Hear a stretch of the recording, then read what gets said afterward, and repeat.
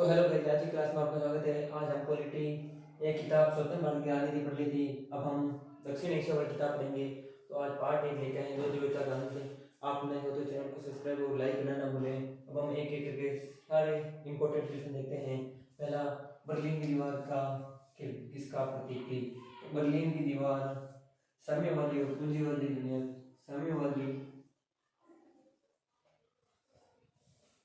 पूंजीवादी विचारधारा साम्यवादी पूंजीवादी विचारधारा के बीच स्थित युद्ध का प्रतीक थी। तो दूसरा प्रश्न है, बोल्शेविक रूसी क्रांति कब हुई? तो बोल्शेविक रूसी क्रांति 1917 में व्लादिमीर लेनिन के नेतृत्व में हुई और 15 राष्ट्रों का संघ बनाया और यूएसएसआर सोवियत संघ की स्थापना हुई। अब हम प्रश्न नंबर 3 देखते हैं। मिखाइल गोर्बाचेव की उदारीकरण की नीतियां लिखी है। तो मिखाइल गोर्बाचेव की उदारीकरण की 3 नीतियां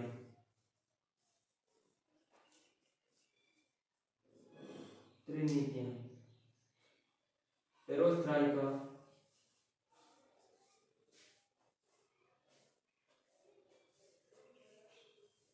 ग्लासनोस्ट,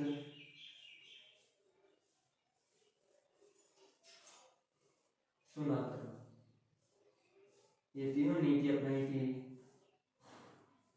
ये तीनों नीतियां मिखाइल गोर्बाचेव की बहुत ही इंपॉर्टेंट क्वेश्चन है, जो भी ये 11 क्वेश्चन बहुत ही इंपॉर्टेंट बोर्ड परीक्षा में आने वाले सवाल है। तो पेरोस्त्राइका, ग्लासनोस्ट, सुनात्रा। पेरोस्त्राइका पुनर्संरचना पुनर्निर्माण यूएसएसआर का, और इसका पुनर्संरचना ग्लासनोस्ट, सुनात्रा पूर्वी यूरोपीय देशों को स्वायत्तता प्रदान करना, इसका आर्थिक क्षेत्र में खुलापन लाना। ये तीनों नीतियां मिखाइल गोर्बाचेव की उदारीकरण की नीतियां थी। और प्रश्न नंबर 4 देखते हैं। जर्मनी का एकीकरण कब हुआ? तो जर्मनी का एकीकरण अक्टूबर 1990 में हुआ।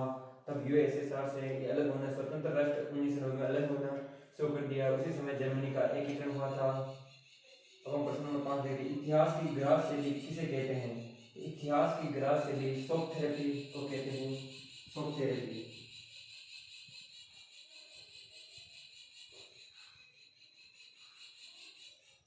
बहुत इंपॉर्टेंट क्वेश्चन है ये। शॉक थेरेपी को इतिहास की ग्रास शैली के नाम से जाना जाता है। अगला प्रश्न देखते हैं। किस रूसी राष्ट्रपति ने शॉक थेरेपी लागू की? तो मिखाइल बोरिस येल्त्सिन। बोरिस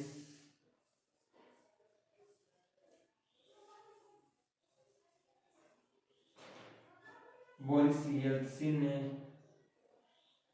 राष्ट्रपति ने शॉक थेरेपी लागू की। और यह प्रश्न मिल सकता है कि सबसे पहले रूस के चुने हुए प्रतिनिधि प्रेसिडेंट कौन थे? तो ये भी बोरिस येल्त्सिन ही थे। अगला प्रश्न नंबर 7 देखते हैं। यूएसएसआर की फुल फॉर्म लिखिए तथा यूएसएसआर का उत्तराधिकारी का नाम लिखिए। तो यूएसएसआर की full form union Soviet socialist Republic, Soviet संघ। यूएसएसआर का उत्तराधिकारी रूस बना। कौन बना? रूस बना था। रूस 25 दिसंबर 1991 में यूएसएसआर का विघटन हो गया था और इसके बाद रूस यूएसएसआर का उत्तराधिकारी बना और इसे यूएन में स्थान दिया गया। अगला प्रश्न नंबर 8 देखते हैं। नाटो की स्थापना कब हुई है? किस देश का संगठन है NATO? North Atlantic Treaty Organization. इनकी स्थापना 4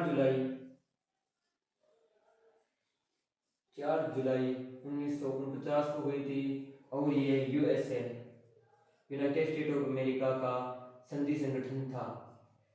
अब प्रश्न नंबर 9 देखते हैं। क्रायोजेनिक रॉकेट भारत किस देश से प्राप्त करता है? ये दी है तो रूस। और ये प्रश्न भी आ सकता है, किस देश के साथ भारत के संबंध बहुत ही गहरी और मित्रतापूर्वक है? तो भी रूस का नाम होगा। अब हम प्रश्न नंबर 10 देखते हैं। एलपीजी का पूरा नाम लिखिए। तो एलपीजी का लिबरलिज्म, प्राइवेटाइजेशन, ग्लोबलाइजेशन, वैश्वीकरण। LPG liberalism, privatisation, globalisation. प्रश्न नंबर 11 देखते हैं। यूएसएसआर का विघटन कब हुआ? उस समय राष्ट्रपति कौन थे?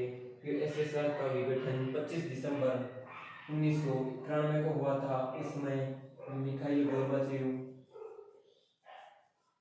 यूएसएसआर के प्रेसिडेंट थे।